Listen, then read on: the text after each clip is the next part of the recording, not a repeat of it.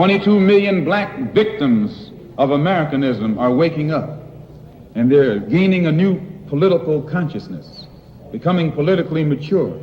And as they develop this political maturity, they're able to see the recent trends in these political elections. They see that the whites are so evenly divided that every time they vote, the race is so close they have to go back and count the votes all over again. And which means that any block, any minority that has a block of votes that stick together is in a strategic position. Either way you go, that's who gets it. You're in a position to determine who go to the White House and who stay in the doghouse. You're the one who has that power. You can keep Johnson in Washington, D.C., or you can send him back to his Texas cotton patch.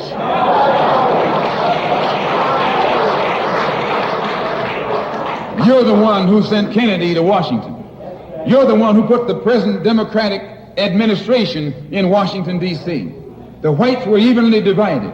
It was the fact that you threw 80% of your votes behind the Democrats that put the Democrats in the White House. When you see this, you can see that the Negro vote is the key factor. And despite the fact that you are in a position to be the determining factor, what do you get out of it? The Democrats have been in Washington, D.C. only because of the Negro vote. They've been down there 4 years.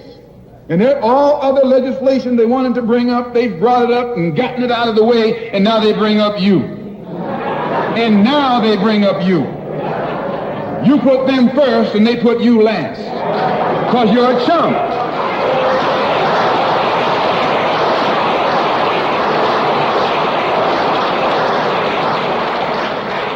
A political chump. In Washington, D.C., in the House of Representatives, there are 257 who are Democrats. Only 177 are Republicans. In the Senate, there are 67 Democrats. Only 33 are Republicans. The party that you backed controls 2/3 of the House of Representatives and the Senate, and still they can't keep their promise to you because you're a chump.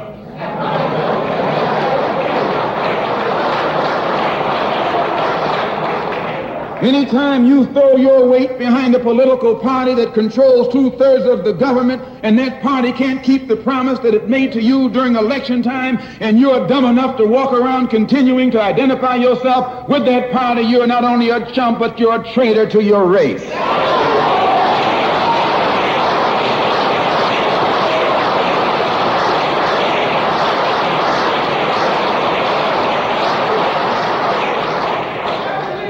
And what kind of alibi do they come up with? They try and pass the buck to the Dixiecrats. Now, back during the days when you were blind, deaf, and dumb, ignorant, politically immature, naturally you went along with that. But today, as your eyes come open and you develop political maturity, you're able to see and think for yourself. And you can see that a Dixiecrat is nothing but a Democrat in disguise. You look at the structure of the government that controls this country. It's controlled by 16 senatorial committees and 20 congressional committees. Of the 16 senatorial committees that run the government, 10 of them are in the hands of Southern segregationists. Of the 20 congressional committees that run the government, 12 of them are in the hands of Southern segregationists. And they're going to tell you and me that the South lost the war.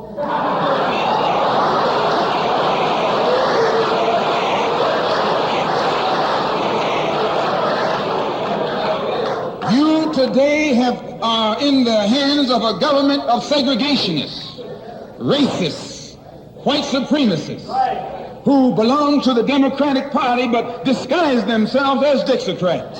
A Dixiecrat is nothing but a Democrat. Whoever runs the Democrats is also the father of the Dixiecrats, and the father of all of them is sitting in the White House.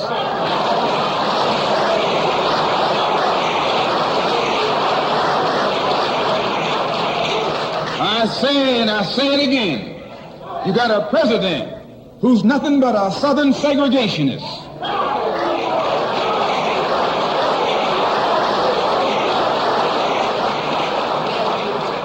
from the state of Texas. They'll lynch you in Texas as quick as they'll lynch you in Mississippi. Only in Texas, they lynch you with a Texas accent. In Mississippi, they lynch you with a Mississippi accent. And the first thing the cracker does when he comes in power, he takes all the Negro leaders and invites them for coffee to show that he's all right. And those Uncle Toms can't pass up the coffee.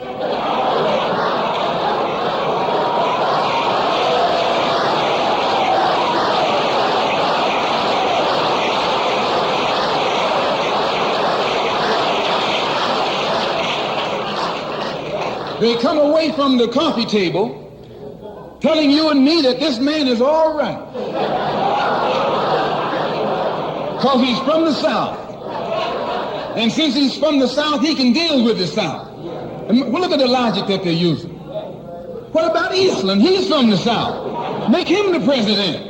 If Johnson is a good man because he's from Texas, and being from Texas will enable him to deal with the South, Eastland can deal with the South better than Johnson.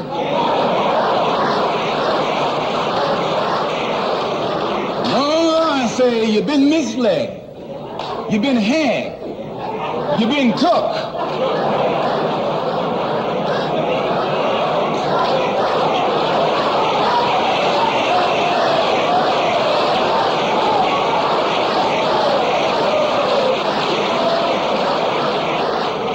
I was in Washington a couple of weeks ago while the senators were filibustering.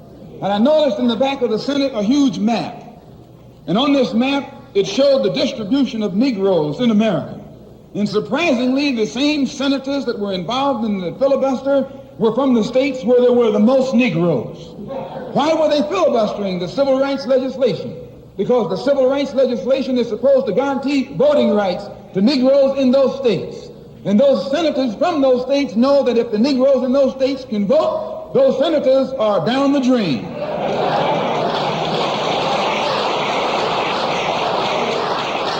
The representatives of those states go down the drain. And in the Constitution of this country, it has a stipulation wherein whenever the rights, the voting rights of people in a certain district are violated, then the representative who's from that particular district, according to the Constitution, is supposed to be expelled from the Congress. Now, if this particular aspect of the Constitution was enforced, why, you wouldn't have a cracker in Washington, D.C.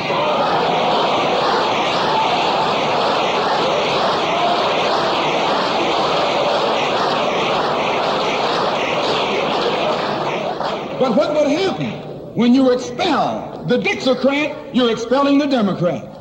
When you destroy the power of the Dixiecrat, you're destroying the power of the Democratic Party.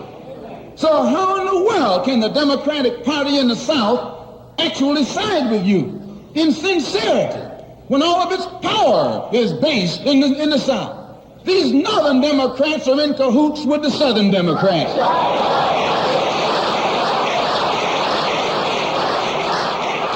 They're playing a giant con game, a political con game. You know how it goes.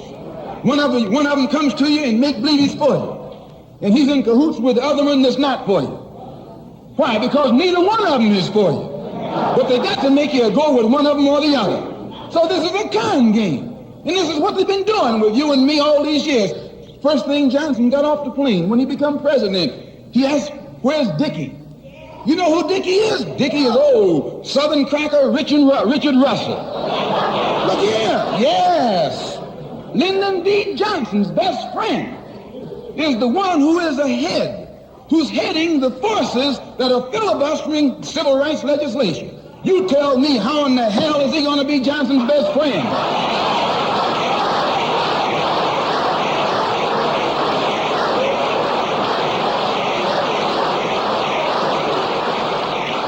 How can Johnson be his friend and your friend too? No, that man is too tricky, especially if his friend is still old Dickie.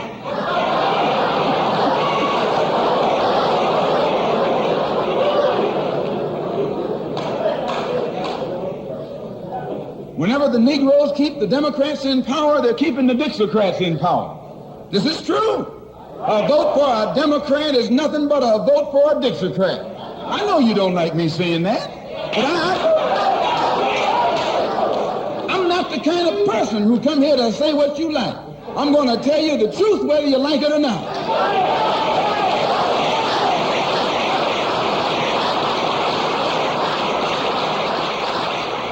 Up here in the North, you have the same thing. The Democratic Party don't do it. They don't do it that way. They got a thing that they call gerrymandering. They maneuver you out of power. Even though you can vote, they fix it so you're voting for nobody. They got you going and coming. In the South, they're outright political wolves.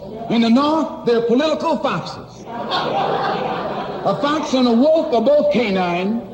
Both belong to the dog family.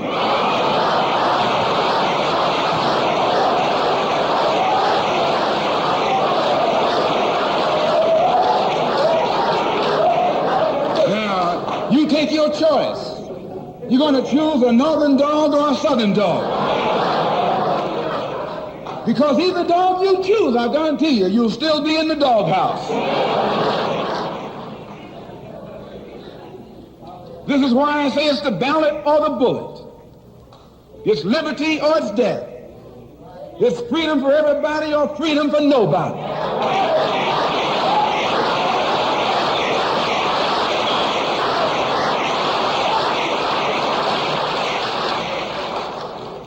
America today finds herself in a unique situation. Historically, revolutions are bloody. Oh, yes, they are. They have never had a bloodless revolution or a nonviolent revolution. That don't happen even in Hollywood.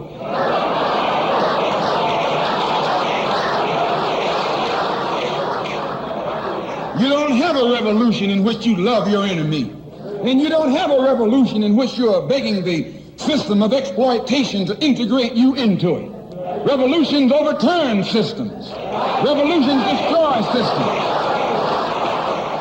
A revolution is bloody. But America is in a unique position. She's the only country in history in a position actually to become involved in a bloodless revolution.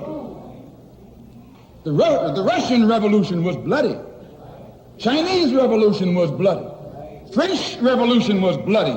Cuban Revolution was bloody. And there was nothing more bloody than the American Revolution. But today, this country can become involved in a revolution that won't take bloodshed. All she's got to do is give the black man in this country everything that's doing. Everything.